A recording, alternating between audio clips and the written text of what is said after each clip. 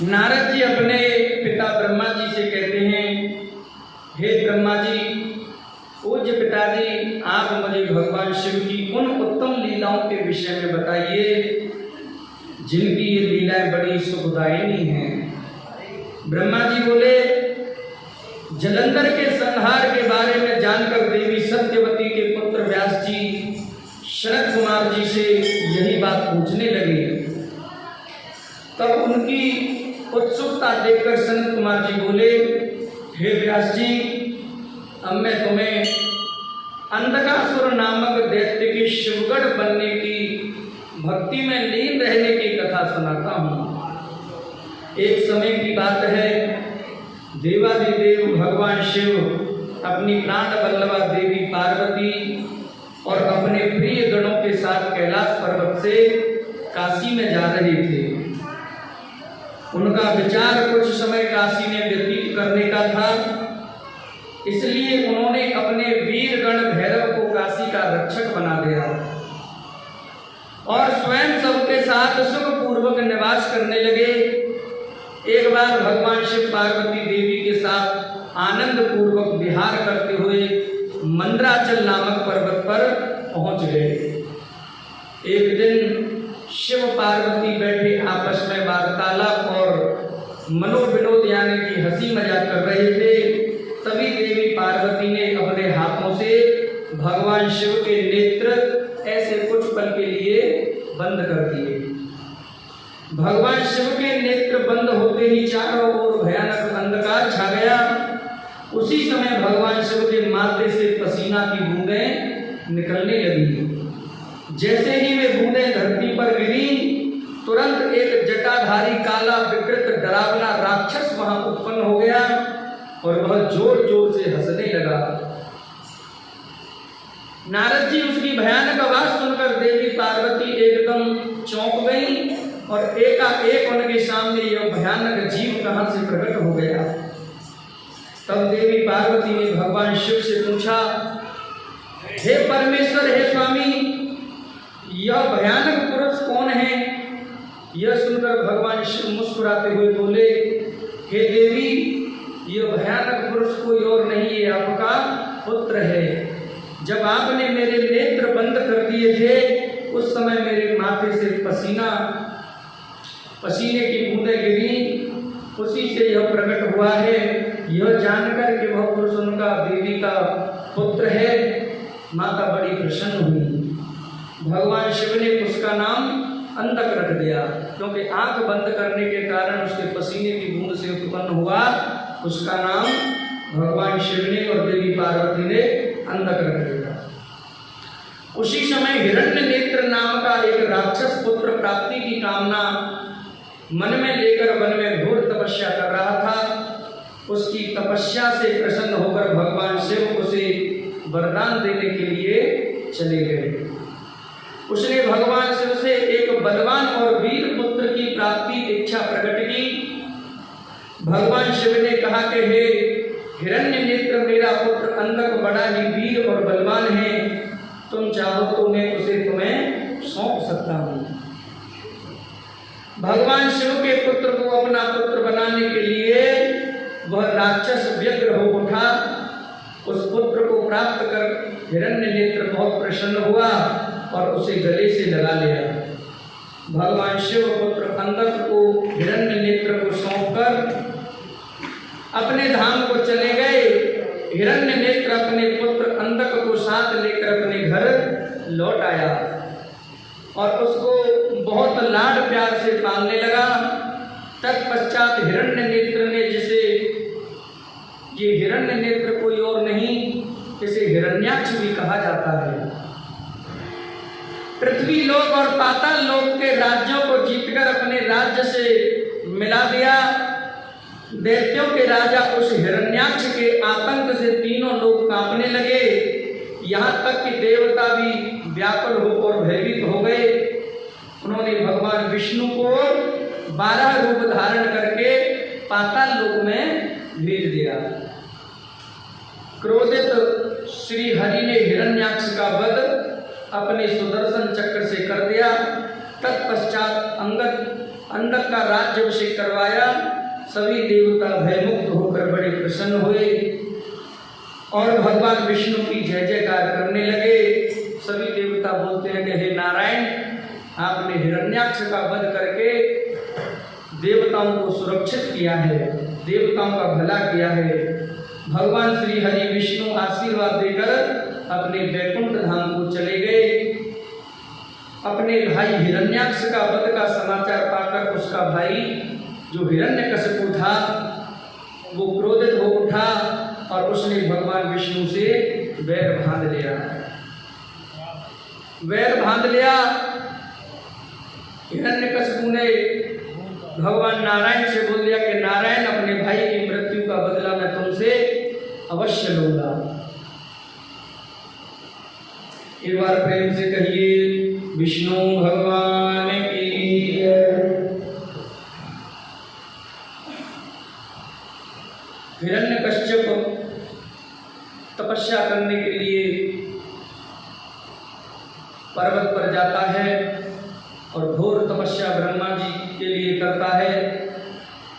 हे ब्रह्मा जी, मैं तपस्या में मग्न होकर आपको प्रसन्न करने का प्रयत्न करूंगा और मेरी जो इच्छा है, मेरी जो मनोकामना है, उसको आप अवश्य पूरा करना। अपने भाई की मृत्यु का बदला लेकर मानूंगा, नारायण मुझे कहीं तो मिल जाए, ऐसा हिरण्यकशिपु बार बार बोलता है। हिरण्यकश्यप की पत्नी का नाम था कयाधु। कयाधु के 3 पुत्र हैं, चौथा पुत्र अभी हुआ नहीं था।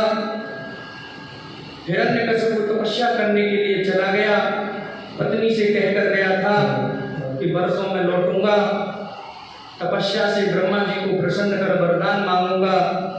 वर प्राप्त कर घर लौटकर आया तो पता चला पीछे से इंद्र ने उसके 3 पुत्र मार दिए हैं। इसलिए उसके मन में देवताओं के प्रति भी क्रोधित हो उठा, भगवान के प्रति बड़ा द्वेष करने लगा। और जो चौथा पुत्र कयाधु का हिरण्यकशिपु का हुआ था, उसका नाम था भक्तराज प्रहलाद।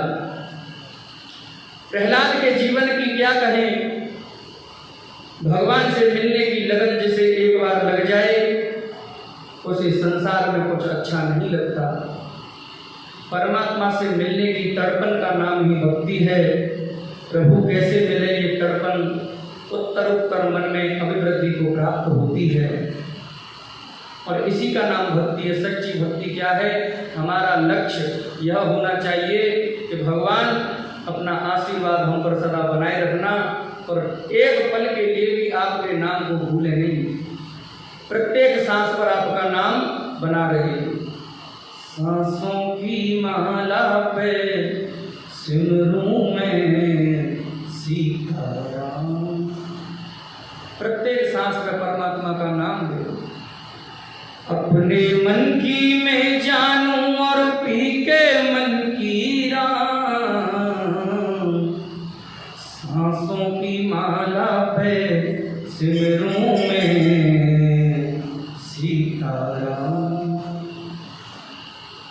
मेरे जैसा यशस्वी, मेरे जैसा तेजस्वी, मेरे जैसा तपस्वी प्रहलाद बने, ऐसा हिरण्यकशिपु बोलता है कि मेरे 3 पुत्र तो मर गए, परंतु जो चौथा पुत्र है ये मेरे से भी ऊंचा राक्षस बने, क्योंकि राक्षस योनि में जन्म लिया है तो राक्षस का बच्चा राक्षस ही होगा। ब्राह्मण का ब्राह्मण होता है, बनिया का बनिया होता है। उसी प्रकार हिरण्यकशिपु कहता है कि मेरा जो बेटा है प्रहलाद, ये मेरे से भी बड़ा राक्षस बने और सभी देवताओं को अपनी मुट्ठी में बांध कर रखे। हिरण्यकशिपु कहता है कि मेरा बेटा मेरे से भी बड़ा राक्षस बने। इसलिए हिरण्यकश्यप ने प्रहलाद को गुरुकुल में भेज दिया, परंतु प्रहलाद का जीवन तो शांत है। गुरुकुल के आचार्य षंडामर्क हैं, जो शुक्राचार्य के पुत्र हैं। दैत्यों के जो गुरु होते हैं वो शुक्राचार्य हैं। प्रहलाद के मन में कभी उद्वेग नहीं आता, शांत बैठा बैठा प्रभु चिंतन करता रहता। प्रहलाद की मनन स्थिति, कभी कभी प्रहलाद रोने लग जाता, रोते रोते बहुत जोर से रोने लग जाता और बीच में कभी कभी हंसने लग जाता। ऋषि मुनियों ने सूत जी महाराज से पूछा कि गुरुवर ऐसा क्यों होता था?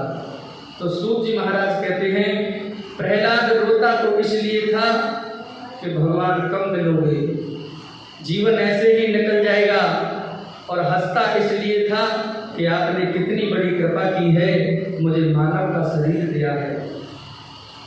रोता इसलिए था कि प्रभु और कितने दिन आपकी प्रतीक्षा करनी पड़ेगी, जल्दी आओ, जल्दी दर्शन दो। और हंसता इसलिए था कि जो मानव का शरीर आपने मुझे दिया है, ये आपने मेरे ऊपर विशेष कृपा की है। तो गुरुकुल से प्रहलाद आज राजभवन में गुरुजी के साथ आए। हिरण्यकश्यप ने दौड़कर प्रहलाद को अपनी बाहों में भर लिया, प्यार से पूछा, बेटा तुम गुरुकुल में पढ़ने गए थे, गुरुजी ने जो पाठ पढ़ाया वो हमें सुनाओ। प्रहलाद जी ने बहुत सुंदर उपदेश दिया। कहते हैं कि पिताजी मैंने यह अनुभव किया है कि संसार में हम जहाँ भी जाएं सुख की कामना करते हैं, लेकिन सुख है कहाँ? कृपया आपका ध्यान कथा में रहे। पिताजी हम संसार में जाते हैं, सभी लोग दुखी होते हैं, बोलते हैं कि सुख सुख सुख, हमें ये बताइए कि सुख है कहाँ? सुख कहीं भी नहीं मिलता।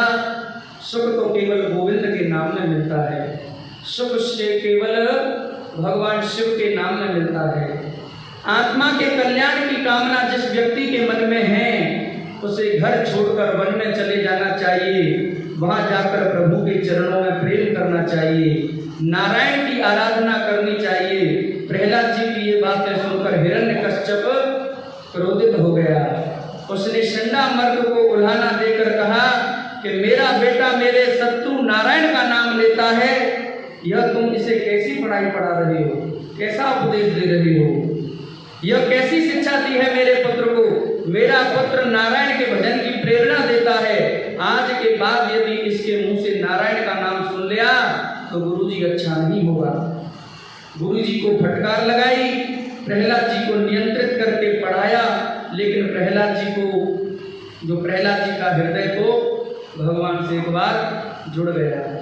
जिसको एक बार प्रेम हो जाता है ईश्वर से, उसके अलावा उसको कोई कुछ दिखाई नहीं देता। बस भक्त यही बोल देता है कि झूठे सहारे संसार के, और एक तेरी शरण में आया हार के। वो तो भक्ति रंग में रंगे हुए थे।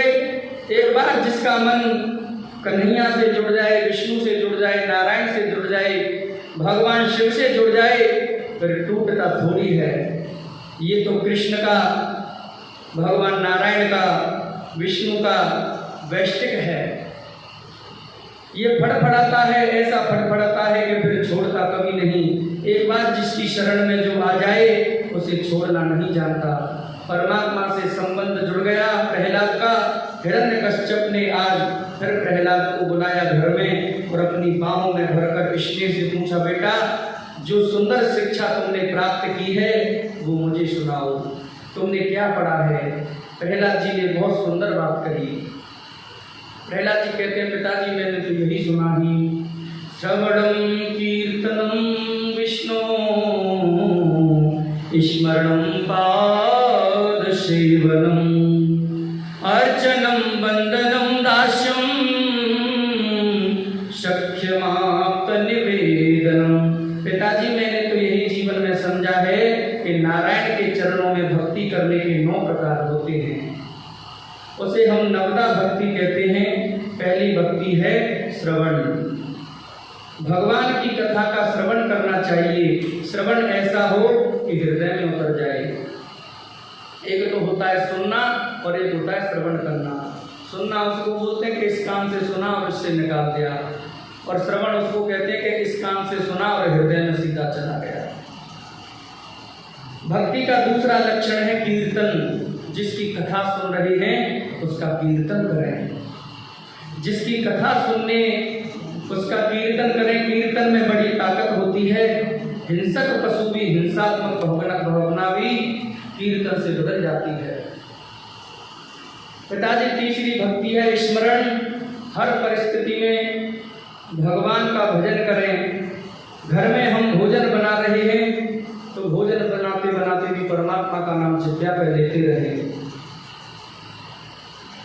परमात्मा का नाम जिह्वा पे लेते रहें। करते कर्म करो विद नाना और मन राखो जहाँ कृपा निधाना। जो गोपियां थी भगवान कृष्ण को कैसे पा गई? वो कोई पूजा पाठ नहीं करती थी, वो 24 घंटा उनका नाम स्मरण करती थी। एक गोपी जा रही थी मथुरा में माखन बेचने, सिर पर माखन की टोकरी रखी है और ध्यान चल रहा है परमात्मा से।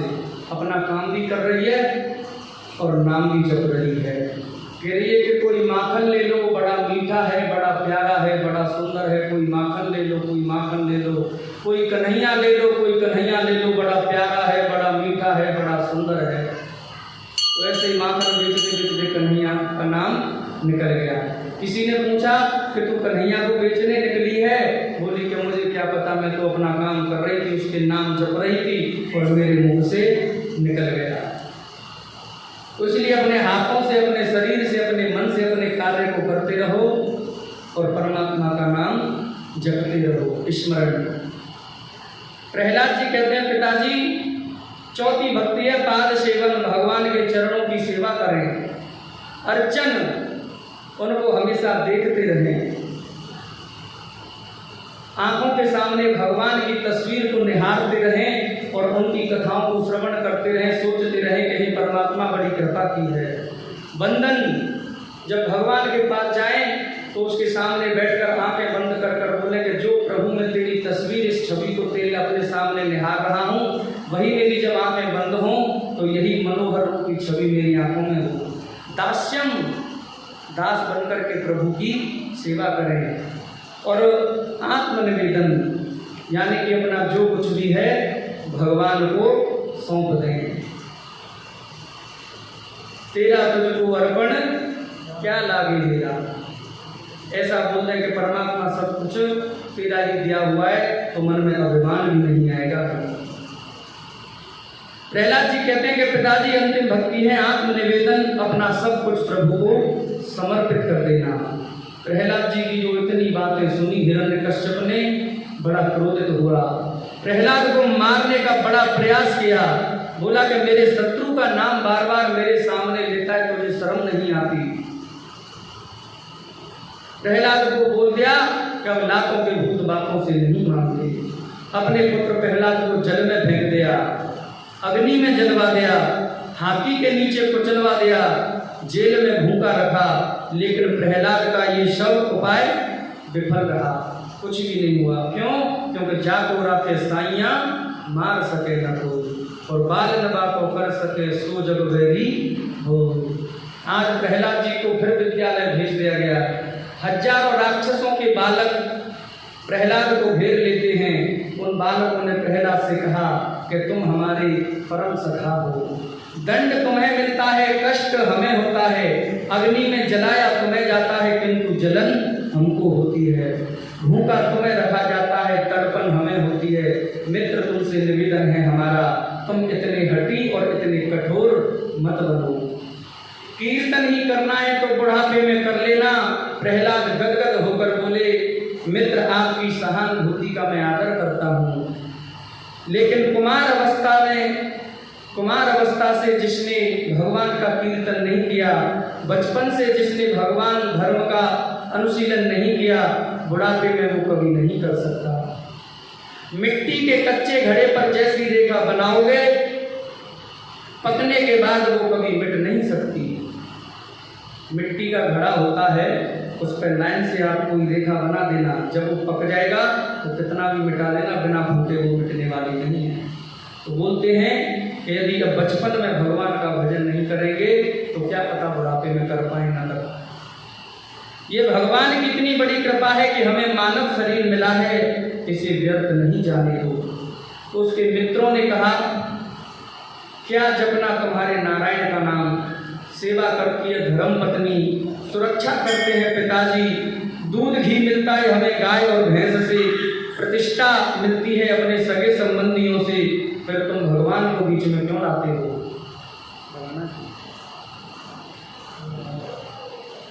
भगवान को बीच में क्यों लाते हो?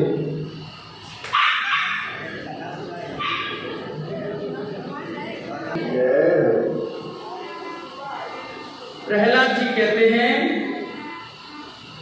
जिस धन को तुम सब कुछ मानते हो वो धन साथ में नहीं जाता। पत्नी का साथ भी हमेशा हमेशा के लिए नहीं रहता। परिवार के लोग सब द्वार पर खड़े रह जाते हैं, मित्र शमशान भूमि तक ले जाते हैं, 4 बड़ाई करते हैं और 4 बुराई करते हैं। धनानि भूमो पशुश्च गोष्ठे नारी गृह द्वार जना शमशाने देहश्चितायाम परलोक मार्गे धर्मान वो गच्छति जीव ईतः।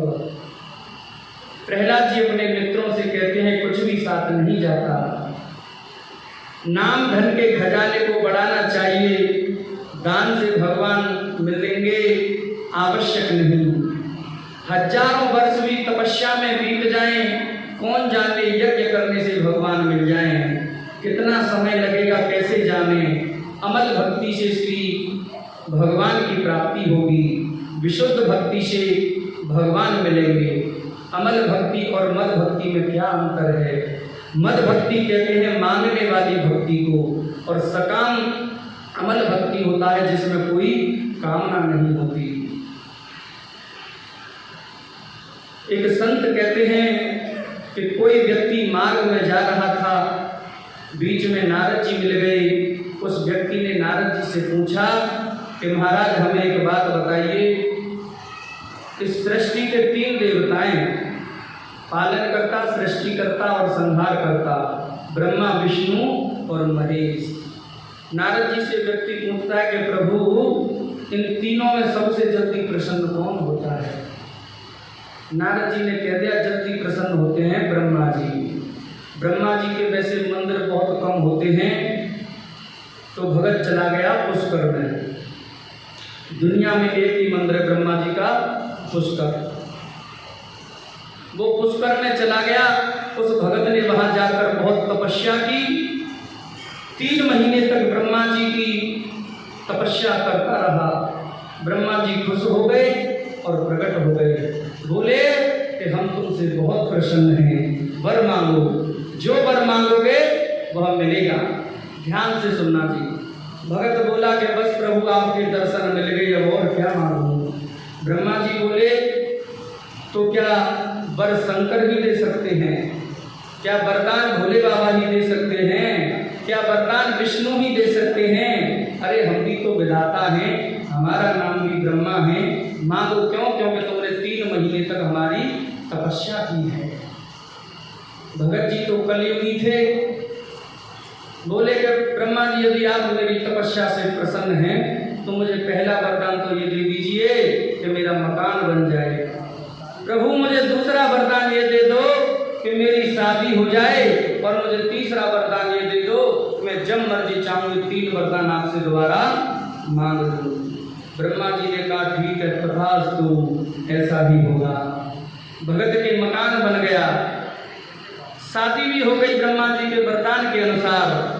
सुंदर बंगला बना हुआ है। रात्रि में सो रहा था, वर्षा आई और मकान का सारा रंग धुल गया। वहीं से पुकार रहा है, हे ब्रह्मा जी। ब्रह्मा जी बोले क्या बात है?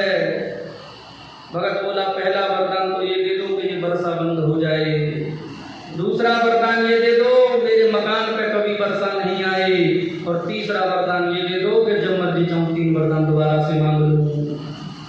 ब्रह्मा जी ने सोचा ये कैसा भगत है। ब्रह्मा जी बोले चल ठीक है, चले गए। भगत जी को सर्दी जुकाम हो, सर्दी लग जाए तो ब्रह्मा को याद करे, बुखार आ जाए तो ब्रह्मा को याद करे, जुकाम लग जाए तो ब्रह्मा को याद करे। ब्रह्मा जी पुकारता जाए। बोले क्या बात है? अब भगत बोलता है पहला वरदान तो ये दे दो कि मेरी खांसी ठीक हो जाए, दूसरा वरदान ये दे दो कि शारीरिक कष्ट कभी नहीं हो, सारी पीड़ा समाप्त हो जाए, और तीसरा वरदान ये दे दो जब मर्जी चाहूँ 3 वरदान मांग लूँ। अब तो कोई भी कष्ट हो ब्रह्मा जी को याद करे। ऊपर से कहते हैं ऐसे ही तपस्या थोड़ी करी है, वरदान आपसे फ्री में थोड़ी मांग रहे हैं, 3 महीने तक तपस्या की है आपकी, 3 महीना भजन किया है। रोते रोते ब्रह्मा जी नारायण के पास गए। नारायण ने मुस्कुरा कर बोला कि क्या बात है। ब्रह्मा जी बोलते कि इस भगत से मेरा पीछा छुड़ाओ प्रभु। 3 महीना भजन क्या कर लिया, अपना नौकर बना के रख दिया।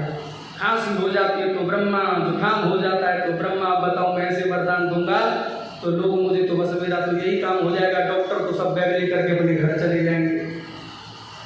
भगवान ने कहा कि हे ब्रह्मा जी, इन कलयुग के भक्तों को वरदान देने से पहले थोड़ा ढोक बजा लिया करो, ये कलयुगी भक्त हैं। 1.25 रुपया मंदिर में चढ़ाएंगे और 1.25 लाख की कामना करेंगे। 11 रुपये का प्रसाद चढ़ाएंगे और बोलेंगे कि प्रभु 11 से करोड़ का मालिक बना दे, बदले में कुछ नहीं मिलेगा। ब्रह्मा ने कहा अब ध्यान रखूंगा प्रभु, अब तो बचाओ। भगवान ने इशारा किया सरस्वती को कि देवी जाओ भगत जी की जिह्वा पर बैठ जाओ। सरस्वती देवी जिह्वा पर बैठ गई। भगत बोला ब्रह्मा जी, अब ब्रह्मा जी चले गए कि हो तो क्या मांगेगा। बोला क्या बात है। अब देखो सरस्वती मैया बोली तो उसकी जिह्वा बदल गई। ब्रह्मा जी पहला वरदान मुझे दे दो कि वैराग्य हो जाए, दूसरा वरदान ये दे दो कि कृष्ण चरणों में प्रीति हो जाए। ब्रह्मा जी सोच रहे तीसरा ये ना मांगे कि जब मन करे 3 वरदान मांग लो। और बोलता है उनसे अंतिम में बोल दिया कि तीसरा वरदान ये दे दो कि संसार से मेरी मुक्ति हो जाए। ब्रह्मा बोले भैया मुक्ति ले, भक्ति ले, जो मर्जी ले, तेरे जो हाथ मेरा पीछा छोड़ दे। इसको बोलते हैं मद भक्ति, यानी कि भगवान को कुछ दे दें और बदले में कुछ मांग लें, तो ये भक्ति ज़्यादा नहीं चलती। क्यों? क्योंकि हमने वो खरीदी हुई है। और निष्काम भक्ति इसको बोलते हैं, जो कुछ दे रहा है वो अपनी कृपा से दे रहा है। बालकों ने प्रहलाद से कहा कि सुनो, तुम तो हमारे मित्र हो, हमारे सखा हो, जो गुरुदेव तुम्हें पढ़ाते हैं वही हमें पढ़ाते हैं, फिर तुम इतने बड़े विद्वान कैसे हो गए, हम क्यों नहीं हुए। प्रहलाद जी बोले मेरे गुरु संडा मर्क जी नहीं हैं, मेरे गुरु तो जो आपको दिखाई दे रहे हैं वो नहीं हैं। तो बच्चे बोलते हैं फिर कौन है आपके गुरु, पढ़ते तो हमारे साथ हो। प्रहलाद जी बोले मेरे गुरु तो नारद जी हैं। जब मेरे पिता महाराज तपस्या करने चले गए थे, देवराज इंद्र ने मेरे 3 भाइयों को तो पहले ही मार दिया था, फिर मेरी माँ का अपहरण करके ले जाने लगे। नारद जी ने कहा देवराज कयादू कहाँ लिए जा रहे हो। इंद्र ने कहा कयादू से हमारा कोई वैमनस्य नहीं है, कोई दुश्मनी नहीं है, लेकिन कयादू के गर्भ में जो चौथा पुत्र है वो हमारे शत्रु का पुत्र है। 3 पुत्र तो हमने मार दिए हिरण्यकश्यप के, अब इस चौथे पुत्र को भी हम मार देंगे। नारद जी ने कहा देवराज कयादू को तुम नहीं ले जा सकते, इसके गर्भ में जो बालक है वो नारायण का परम लाडला भक्त है। संत नारद ने मेरी माँ को अपने आश्रम में रहने के लिए स्थान दिया। मेरी माँ से कहा बेटी तुम जब चाहो तब तक मेरे आश्रम में रह सकती हो, जब तक तुम्हारे पति तपस्या से लौट कर नहीं आ जाएं, तुम चाहे 100 वर्ष हो जाए उनको, तुम गर्भ धारण करके रख सकती हो, ये मेरा आशीर्वाद है। और समय कैसे निकले। तो प्रहलाद जी कहते अपने मित्रों से, जब मेरी माँ नारद जी के आश्रम में रहती थी तो मेरी माँ बन जाती थी श्रोता और नारद जी बन जाते थे वक्ता। भागवत धर्म का दिव्य उपदेश, भक्ति का दिव्य उपदेश नारद जी ने मेरी माँ को दिया। जब माँ इस सुंदर उपदेश को श्रवण करती थी तब मैं माँ के गर्भ में 7 महीने का था। ये सत्य समझे कि बालक जब गर्भ में 7 महीने का होता है तो माँ को बहुत सावधानी का परिचय देना चाहिए। अच्छे विचार मन में लावे, अच्छे उपदेश सुने, जैसी परिस्थिति माँ के मन की होगी वही बच्चे की बनेगी। बस मेरे गुरु नारद जी बन गए। असुर बालकों ने कहा प्रहलाद जी तुम्हारे गोविंद से मन कैसे जुड़ा, भगवान से आपकी लगन कैसे लगी। प्रहलाद जी बोले मन की डोर एक बार परमात्मा के चरणों में लग जाती है तो तो सब व्यथा मिट जाती हैं। बीच में कितने व्यवधान आते हैं, कितनी परिस्थितियां आती हैं, परंतु उन परिस्थितियों का कोई पता नहीं चलता। एक प्रसंग आता है कि कोई एक मौलवी साहब नमाज अदा कर रहे थे, पढ़े लिखे सज्जन थे मौलवी जी।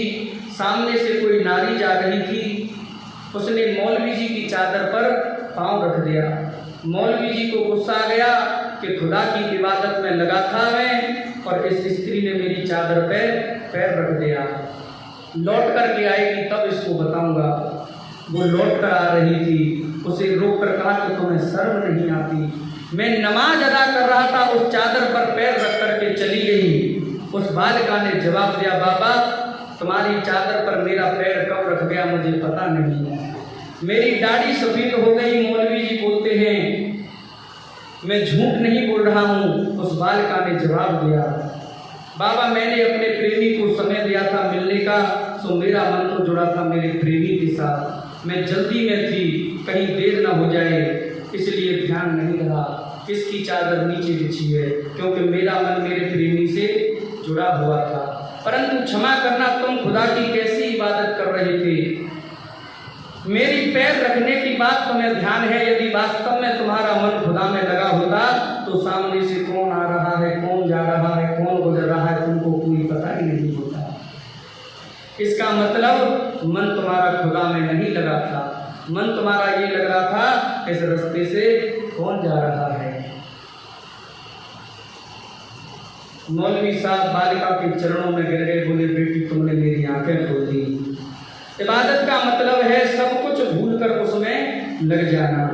मन जब इधर उधर हुआ तो इबादत कैसे? मौलवी का जीवन बदल गया। कहने का तात्पर्य क्या है कि भगवान से संबंध जोड़ो। बच्चों ने कहा संबंध जुड़ेगा कैसे? प्रहलाद बोले केवल कीर्तन करने से जुड़ेगा, भगवान की कथा सुनने से जुड़ेगा। अब जिसके बारे में हमको पता ही नहीं तो उससे फिर प्रेम कैसे हो? और उससे प्रेम कैसे होगा जब इसका नाम आएगा कि भगवान ने ऐसे लीला करी थी। कृष्ण देखे थोड़ी है किसी ने, भगवान शिव देखे थोड़ी है किसी ने। भक्ति उनकी कैसे करते हैं? कथा सुनते हैं, मन लग जाता है। तो प्रहलाद जी बोलते हैं कि भगवान का कीर्तन करने से उनसे मन अपने आप जुड़ जाएगा।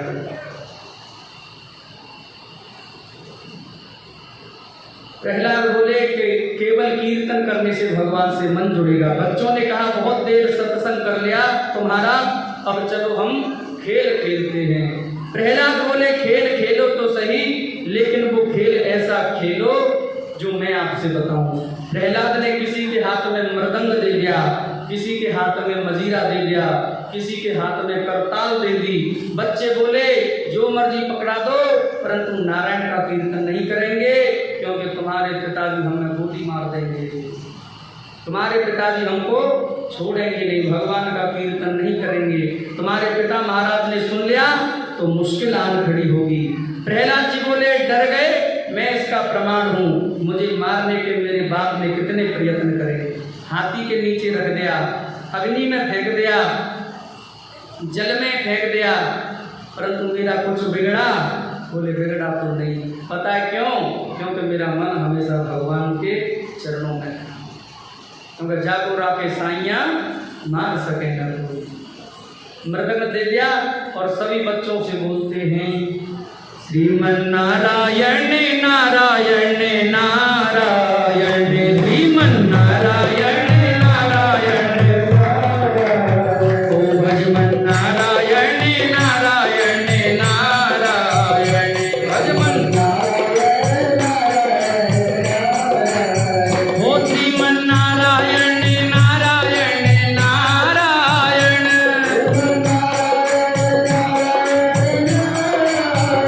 लक्ष्मी नारायण नारायण नारायण।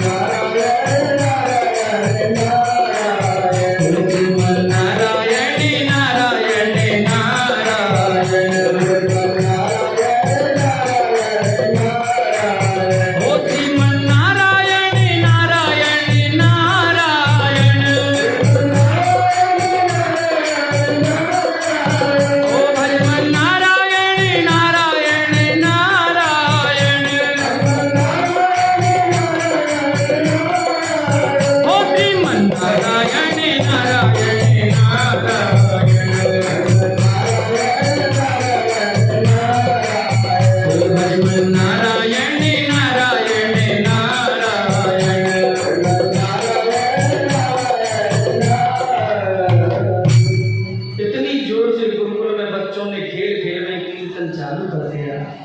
अब ये कीर्तन की आवाज गुरु जी के कानों में पड़ी, गुरु संडा मर्ग जी के कानों में। बोले कि इस गुरुकुल में कीर्तन कौन कर रहा है, यदि महाराज ने सुन लिया तो बड़ी विपत्ति आ जाएगी। जाकर के ये कीर्तन यदि बंद नहीं करवाया तो राजा हमको छोड़ेगा नहीं। जाकर के गुरुजी ने क्या किया कि 5 सैनिक बुलाए और छड़ी हाथ में पकड़ा दी और बोले जल्दी से जाओ ये कीर्तन बंद करवाओ। यदि महाराज हिरण्यकश्यप यहाँ पर आ गया तो हमको जीवित नहीं छोड़ेगा। अब 5 सैनिक चले गए। 5 सैनिक जैसे ही उस गुरुकुल में पहुंचे और देख रहे बच्चों को रोक रहे, पहले तो दूर से खड़े होकर रुक जाओ रुक जाओ रुक जाओ।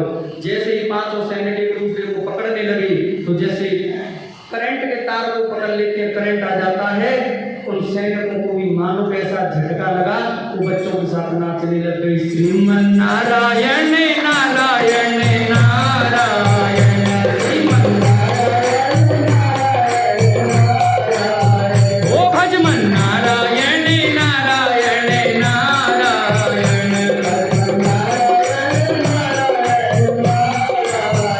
मूर्ति नारायण नारायण नारायण भक्ति नारायण नारायण नारायण मेरे नारायण नारायण नारायण मेरे ओ लक्ष्मी नारायण नारायण नारायण नारायण। बहुत देर तक हो गई, 5 सैनिक लौट के नहीं आए। 5 को और बुलाया गुरुजी ने, बोला कि जल्दी जा करके देखो नहीं तो बहुत बड़ी विपत्ति आ जाएगी। राजा के कानों में ये आवाज नहीं जानी चाहिए, छोड़ेगा नहीं। अब 5-10 सैनिक और बुलाए, वो भी जा करके गए। अब छड़ी हाथ में लेकर के गए, बहुत रोकने का प्रयत्न कर रहे हैं परंतु रुक नहीं रहा। वहां पर तुम समझ लो सारा जो गुरुकुल था वो एकदम कीर्तन में हो गया। जो 5 गए 5 गए 5 गए ऐसे करते करते बहुत वहां पर सैनिक चले गए, परंतु कीर्तन खत्म होने का नाम नहीं ले रहा था। तब गुरुजी ने जाकर के खुद देखा कि मैं खुद जाकर के देखता हूँ। अब जैसे ही गुरुजी बड़ा सा डंडा लेकर के गए, यदि ऐसे नहीं मानेंगे तो इस डंडे से जरूर मानेंगे, क्योंकि भय बिन प्रीत न होवे देवा और लाख करो बैरी की सेवा। भय दिखाना जरूरी है। तो जाकर के गुरुजी महाराज पहुंच गए और अपने साथ में अपने मित्र को भी ले गए कि चलो दोनों जाकर के अभी इस कीर्तन को रुकवाते हैं। दोनों गुरु महाराज जी जा रहे हैं और जैसे ही प्रहलाद जी के ऊपर डंडा की छड़ी मारी, गुरुजी भी बोल गए श्रीमन नारायण नारायण नारायण श्रीमन ओ भजमन नारायण नारायण नारायण। सारे गुरु और सारे सैनिक वहां पर नाचने लग रहे हैं। किसी को कोई पता ही नहीं कि हम यहाँ क्यों आए थे। सारे कीर्तन करने के लिए, रोकने के लिए उस कीर्तन को गए थे, परंतु वहां पर तो पता ही नहीं कैसा उनको करंट लग रहा था। एक दूसरे से छूते जा रहे थे, एक दूसरे को स्पर्श कर रहे थे, एक दूसरे को टच कर रहे थे, परंतु पता नहीं मानो कि जैसे सभी में करंट सा लग गया। सभी गा रहे हैं ओ श्रीमन नारायण नारायण नारायण श्रीमन नारायण नारायण नारायण श्रीमन नारायण भजमन नारायण श्रीमन नारायण भजमन नारायण ओ हरि हरि नारायण नारायण नारायण हरि हरि श्रीमन नारायण नारायण नारायण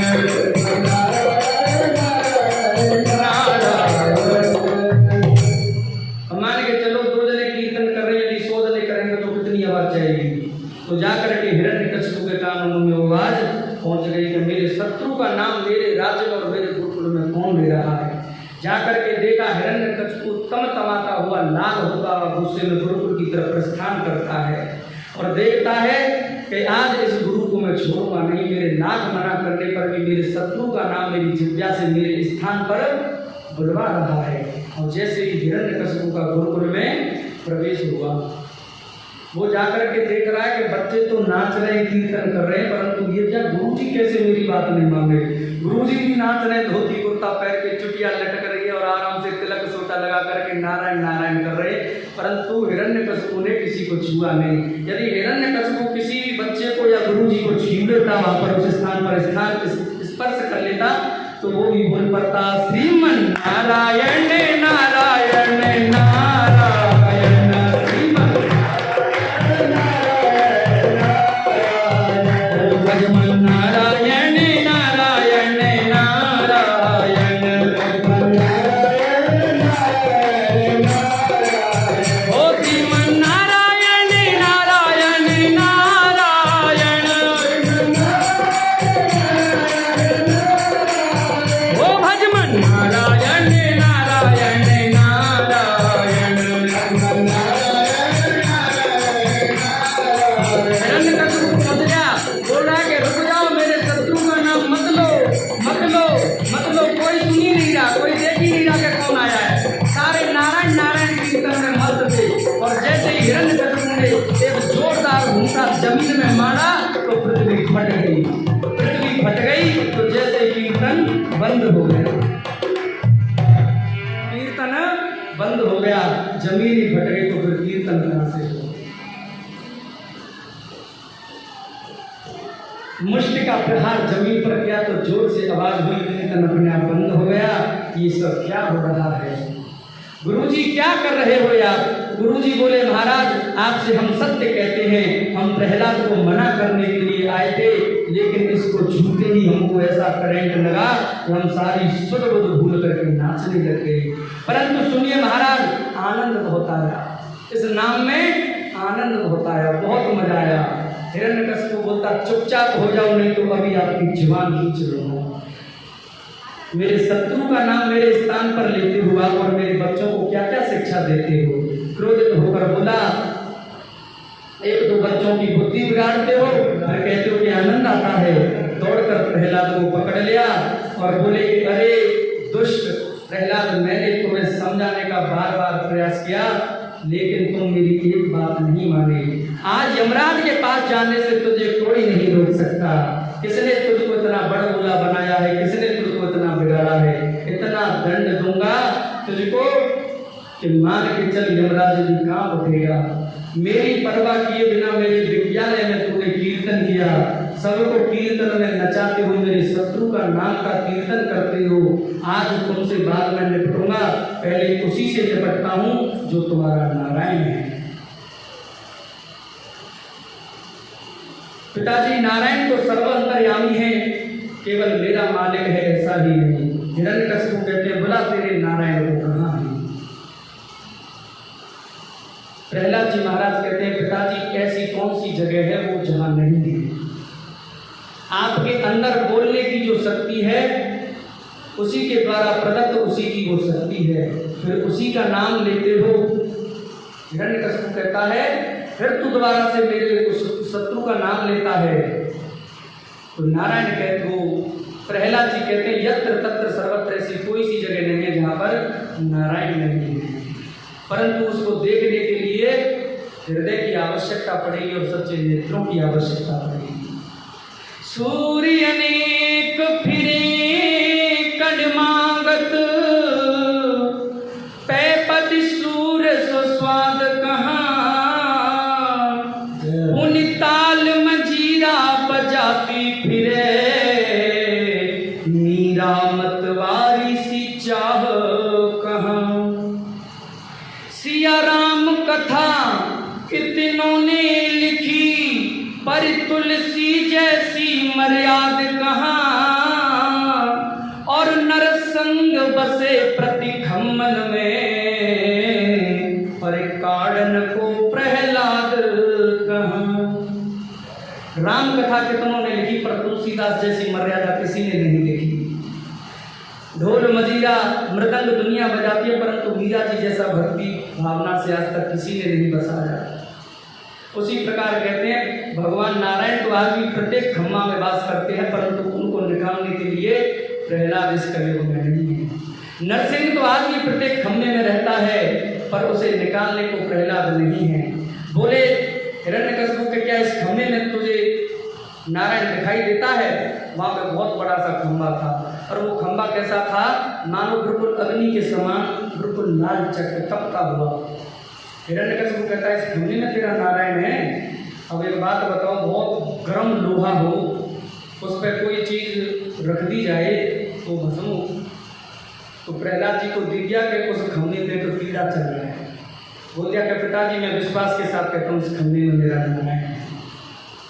अच्छा इसमें नारायण है। जैसे हिरण्यकशिपु ने तलवार से उस खंबे पर प्रहार किया, नरसिंह भगवान प्रकट हो गए। बोलिए नरसिंह भगवान की जय। नरसिंह भगवान प्रकट हो गए। इतनी जोर से शब्द करते भगवान नरसिंह हुंकार भरते हुए, बड़ी बड़ी दाढ़ी, बड़ी बड़ी मूंछें, बड़े बड़े दांत दिखाकर जब धारणा करने लगे, सब डर गए। एक बार तो हिरण्यकश्यप इतनी जोर से शब्द सुनकर वहीं गिर पड़ा, उनका विकराल स्वरूप देखकर भयभीत हो गया। अपने नन्हे से बालक की बात की रक्षा के लिए भगवान वहां पर प्रकट हो गए, और ऐसा रूप लेकर के आए जो न मनुष्य का और न शेर का, दोनों ही हैं और दोनों ही नहीं हैं। लेकिन भगवान के सामने समस्या ये है कि वो हिरण्यकश्यप को दिन में नहीं मार सकते, क्योंकि हिरण्यकश्यप ने वरदान प्राप्त किए थे। लेकिन युद्ध करते करते जब सायंकाल का समय नजदीक आ गया, जिसको गोधूली बेला बोलते हैं, नरसिंह ने दौड़कर हिरण्यकश्यप को पकड़ लिया, दरवाजे के बीच में बैठकर अपनी जंघाओं पर लेटा लिया। नरसिंह भगवान बोले अब हम तुम्हें मारेंगे। हिरण्यकश्यप अट्टहास कर कर बोला, गर्जा कैसे मारोगे, हमें तो कोई मार ही नहीं सकता। ब्रह्मा से हमने वरदान प्राप्त किए हैं, ब्रह्मा की हमने बहुत तपस्या की है। और कितनी तपस्या की है? 96,000 वर्षों तक तपस्या की है, और वरदान दिया है ब्रह्मा जी ने, तब आप हमको नहीं मार सकते। भगवान नरसिंह बोलते हैं कि बता तूने ब्रह्मा से कौन कौन से वरदान मांगते हैं, आज एक एक वरदान को पूरा करूँगा। तुमने जितने वरदान मांगे हैं सब मैंने पूरे कर दिए। हिरण्यकश्यप बोला कि मैंने पहला वरदान ब्रह्मा से मांगा था कि मैं ना तो दिन में मरूं ना रात में मरूं। भगवान नरसिंह बोलते हैं तू ही बता ये कौन सा समय है, इस समय ये दिन है या रात है? हिरण्यकश्यप बोला ये तो दोनों ही हैं और दोनों ही नहीं हैं। गोधूली बेला है, लेकिन आप मुझे मार नहीं सकते। मैंने ब्रह्मा से वरदान मांगा था कि मैं बाहर मरूं न भीतर मरूं। भगवान बोले देख ना तो तू बाहर है और न भीतर है, तू बीच दहलीज पर है, चौखट पे है। फिर हिरण्यकश्यप बोलता है कि मैंने एक और वरदान मांगा था ब्रह्मा जी से। क्या? बोले ना मैं अस्त्र से मरूं ना शस्त्र से मरूं। फिर कैसे मारोगे? नरसिंह भगवान बोलते हैं कि मेरे ये देख हाथ में बड़े बड़े नाखून हैं, ना अस्त्रों की जरूरत ना शस्त्रों की जरूरत, इन नाखूनों से तुझे मारूंगा। हिरण्यकश्यप बोला कि मुझे आप नहीं मार सकते। मैंने ब्रह्मा जी से वरदान मांगा है, ना तो मैं पशु से मरूं और ना मैं किसी मनुष्य से मरूं। नरसिंह भगवान बोलते हैं तू ये बता बेवकूफ़, मैं तुझे पशु दिखाई दे रहा हूं या मनुष्य दिखाई दे रहा हूं? हिरण्यकश्यप बोलता है कि प्रभु ना तो आप पशु और ना ही मनुष्य, आप तो बब्बर शेर से लग रहे हो। आधा मुख तो आपका शेर का और आधा आपका मनुष्य का। हिरण्यकश्यप बोला तो आप तो पशु भी नहीं है और मनुष्य भी नहीं हो, दोनों ही हो और दोनों ही नहीं हो। ऐसा रूप हमने कभी नहीं देखा। प्रभु फिर भी आप हमको नहीं मार सकते, क्योंकि ब्रह्मा से हमने वरदान मांगा था। तो कोई बात नहीं, चल रही बढ़िया। हमने ब्रह्मा से वरदान मांगा था कि हम साल के कितने महीने होते हैं? 12 महीने। हमने ब्रह्मा से ये भी वरदान मांगा था कि मैं 12 महीनों में से किसी भी महीने नहीं मरूं। तो हिरण्यकश्यप से भगवान नारायण बोलते हैं बेटा ये जो अब अभी निकल के गया ना पुरुषोत्तम मास, ये 13वां महीना मैंने स्पेशल तेरे लिए बनाया है। अब बता 12 महीने। तो हिरण्यकश्यप बोला अच्छा 13 महीने भी होते हैं साल में, मुझे क्या पता था, मैं तो 12 मांग लिया था तो 13 मांग लेता था। परंतु हिरण्यकश्यप बोला फिर भी आप नहीं मार सकते। बोले क्यों?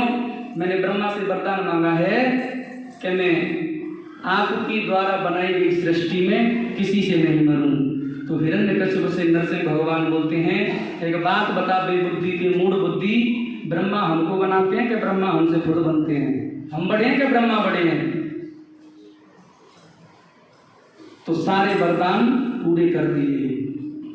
मैं नारायण हूँ। और जैसे ही नारायण का नाम सुना, हिरण्यकश्यप ने उठकर गोदी में से भागने लगा, छूटकर तलवार उठाने लगा। दौड़ा दौड़ा प्रभु ने पकड़ लिया, उसे अपनी जंघाओं में पटका और हुम्हार करते हुए उसने नाखूनों से उसके पेट को चीर दिया। प्रभु ने उसकी अंतड़ियां निकाल कर अपने गले में धारण कर ली।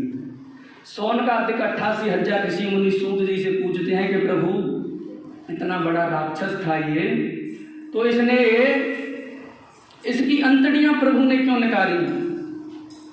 जब राक्षस था, उनका शत्रु था, तो क्यों निकाल ली और अपने गले में क्यों डाल ली? तो भगवान कहते हैं चाहे ये जैसा मर्जी शत्रु था, परंतु इसके द्वारा इसके घर में प्रहलाद जैसा भक्त हुआ है। इसने एक भक्त को जन्म दिया है। हिरण्यकश्यप को मारने के बाद भगवान का कोप शांत नहीं हुआ। परमात्मा का कोप यदि शांत नहीं होता तो पृथ्वी पर प्रलय आ जाती है। देवता लोग स्तुति करने लगे, उनके रूप से डरकर सामने आते नहीं। दौड़े दौड़े माता लक्ष्मी के पास गए। माता लक्ष्मी कृपा की सागर हैं, बोली कि शायद लक्ष्मी को देख करके भगवान नारायण का क्रोध शांत हो जाए। सारे देवी देवता गए। लक्ष्मी जी बोली क्या बात है? ब्रह्मा जी बोले कि माता आज भगवान बहुत क्रोधित हैं, आप शीघ्र पधारो। अब माता लक्ष्मी को क्या मालूम कि यहाँ भगवान अपना विचित्र रूप लेकर के बब्बर शेर बन करके बैठे हैं। माता लक्ष्मी तो कृपा की सागर हैं, वो तो कृपा की मूर्ति हैं। ब्रह्मा जी से बोली आप लोग डरिए मत, वैसे उनको कभी क्रोध आता तो नहीं है, और कोई बात नहीं, यदि क्रोध आता है तो मैं संभाल लूंगी। माता लक्ष्मी जी आ गई। लक्ष्मी जी जैसे ही वहाँ आई, भगवान का वैसा रूप उन्होंने कभी नहीं देखा। वे नरसिंह भगवान के पास पहुंची तो नरसिंह देव ने लक्ष्मी जी को देखते ही धाड़ना शुरू कर दिया, और लक्ष्मी जी तो मानो जैसे इतना विकराल रूप देखा, 3 पटक खा के वहीं गिर गई, और दूसरी सांस तो लक्ष्मी जी ने अपने वैकुंठ धाम में ली। नारद जी ने कहा चाहे ब्रह्मा जी स्तुति करो, चाहे शिव जी तांडव करें, चाहे परम बंदनी माता लक्ष्मी जी आकर मनाने का प्रयास करें, परंतु जब तक भगवान के पास भगवान का भक्त प्रहलाद नहीं जाएगा तब तक इनका क्रोध शांत नहीं होगा। ब्रह्मा ने प्रहलाद को भेज दिया। प्रहलाद को देखते ही नरसिंह देव उसे बाहों में भर लेते हैं और प्रेम आंसुओं से मस्तक भिगो देते हैं। जीव निकाल कर उसे जैसे गाय अपने बछड़े को चाटती है, उसी प्रकार प्रहलाद को भगवान नारायण चाटते हैं। बड़े बड़े देवता बड़ी तपस्या और स्तुति के माध्यम से आपको शांत नहीं कर सके। हे हरि, हे नरसिंह, हे देव, ऐसा उग्र रूप देखकर सभी भयभीत हो रहे हैं। मेरे पास तो कोई ज्ञान का अवलंबन नहीं, किसी को कर्म का अवलंबन होता है, किसी को भक्ति का आश्रय होता है, मैं तो किसी काम का नहीं हूँ। लेकिन मैंने आज प्रत्यक्ष देखा है, हे नर नारायण, हे नरसिंह देव, आप भक्त की इच्छा की पूर्ति के लिए निष्ठा से उसके पास अवश्य जाते हैं। मेरे मुंह से निकल गया कि पूर्ण रूप से खम्मे में भगवान है, तो आप खम्मे में भी आ गए। प्रहलाद जी बोले कि हे भगवान, ब्राह्मणों में 12 गुण होते हैं, इन 12 गुणों से समन्वित ब्राह्मण यदि आपके चरणों में प्रीति नहीं करता तो भी आप ब्राह्मण ज़्यादा वंदनीय नहीं हो सकता। एक असभ्य जाति में जन्म लेने के वाला व्यक्ति, कोल भील जाति में जन्म लेने वाला व्यक्ति आपके चरणों में यदि प्रेम करता है तो ब्राह्मण की अपेक्षा आप उसे जल्दी मिलते हैं।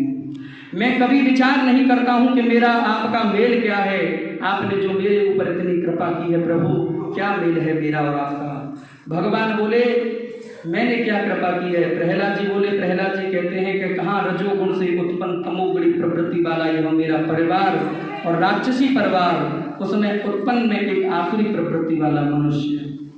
वहाँ आपकी ऐसी दिव्य अनुपम कि जो सुख ब्रह्मा जी को नहीं मिला, जो भगवान शंकर को नहीं मिला, परम वंदनीय मां लक्ष्मी को नहीं मिला, वो वरद हस्त्र आज आपने मेरे शीश पर रख दिया। कितना बड़ा आनंद दिया है मुझे, कितना सुख प्रदान किया है मुझे, किन शब्दों में आपकी महिमा का वर्णन करूं। प्रहलाद जी कहते हैं मेरी परिस्थिति बड़ी विचित्र बन गई है। मैं जितनी भी इंद्रियों के मानव से अपनी अपनी ओर खींचता है वैसी परिस्थिति बन गई है प्रभु जी। मैं एक असुर के घर में जन्मा हूँ, लेकिन फिर भी आपने मेरे पर बहुत कृपा की है। तो प्रहलाद जी को आशीर्वाद देते हैं कि प्रहलाद जी जो मन चाहे वरदान मांग ले। क्यों? क्योंकि तूने मुझको पाने के लिए बहुत कष्ट सहे हैं। तेरे बाप ने तेरे लिए क्या क्या नहीं किया तेरे मरवाने के लिए, परंतु तेरी निष्ठा कभी टूटी नहीं। तो प्रहलाद जी कहते हैं कि प्रभु इस लोभ में मत रखना कि मैं आपसे कुछ मांग रहा हूँ, क्योंकि भक्त कभी कभी धोखे में पड़ जाता है, आपसे मांग लेता है तो आपका पीछा छूट जाता है। प्रभु यदि मुझे आप देना चाहते हैं तो बस यही दीजिए कि जीवन पर्यंत कुछ मांगने की शक्ति ही मेरे से न निकले। फिर भी कहते हैं भगवान यदि तुझे कुछ मांगना तो पड़ेगा बेटा, क्योंकि मैं तेरे पे बहुत प्रसन्न हूँ, कुछ तो मांग। प्रहलाद बोला प्रभु मुझे यदि देना है तो सिर्फ और सिर्फ अपने चरणों की भक्ति दे दीजिए, बस यही मेरे लिए सर्वोपरि है। और यदि आप मेरे पर ज़्यादा प्रसन्न हैं तो प्रभु जी जब भी आपको बुलाऊं तब भी मेरे सामने ऐसे उपस्थित हो जाना और मेरा हाथ पकड़ के रखना। पकड़ लो हाथ गिरधारी, नहीं तो डूब जाएंगे।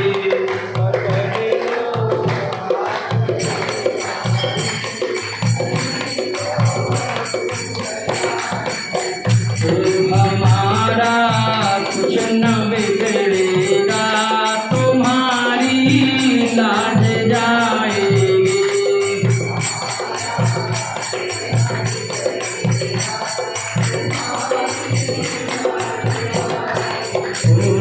पकड़ लो हाथ गिरधारी, नहीं तो डूब जाएंगे।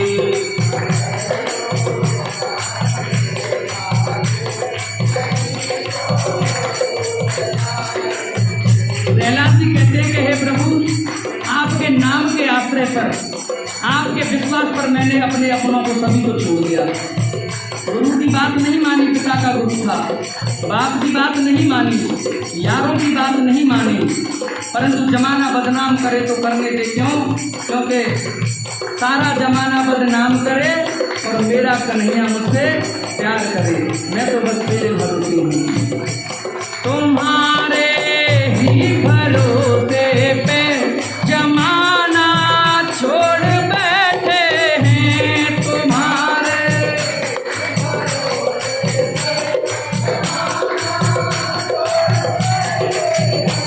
तुम्हारे ही भरोसे पे जमाना छोड़ बैठे हैं। तुम्हारे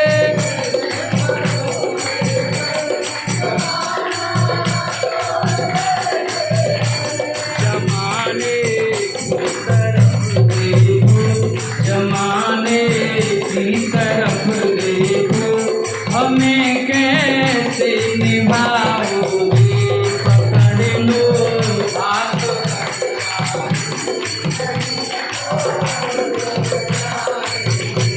हमारा कुछ न बिगड़ेगा, तुम्हारी लाज जाएगी।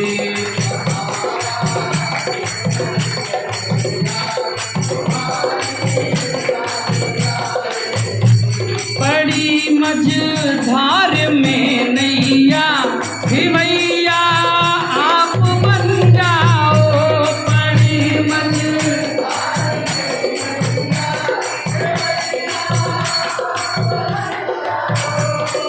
भैया आप बन जाओ, भैया आप बन जाओ। पकड़ लो हाथ सावरिया, नहीं तो डूब जाएंगे। पकड़ लो हाथ गिरधारी, हमारा कुछ न बिगड़ेगा, तुम्हारी लाज जाएगी। हमारा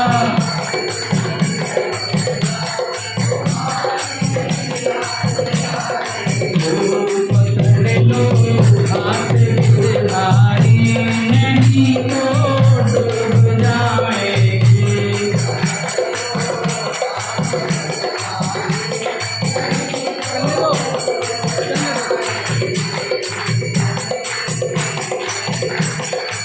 प्रहलाद जी की ऐसी लगन लग गई, भगवान बार बार बोल रहे कि बेटा कुछ मांग ले, परंतु कुछ नहीं बोलता। भक्त बोलता है कि जिसके सामने आप खड़े हो, त्रिभुवनपति का मालिक खड़ा हो, उसको और मांगने की क्या आवश्यकता है।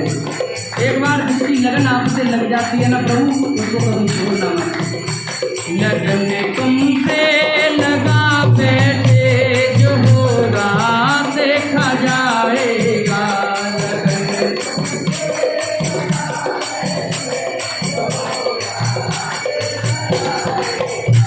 तुम्हें अपना बना बैठे जो होगा देखा जाएगा।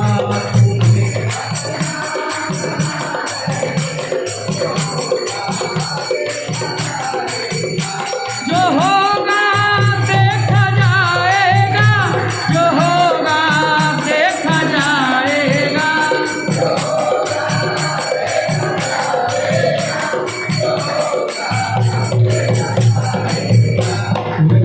तुमसे लगा बैठे जो होगा देखा जाएगा।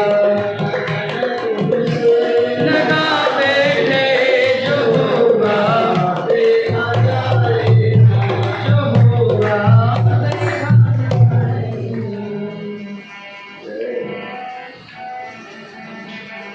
एक बार जिसकी लगन परमात्मा से जुड़ जाए तो वो टूटती नहीं, और एक बार टूट जाए तो फिर वो जुड़ती नहीं।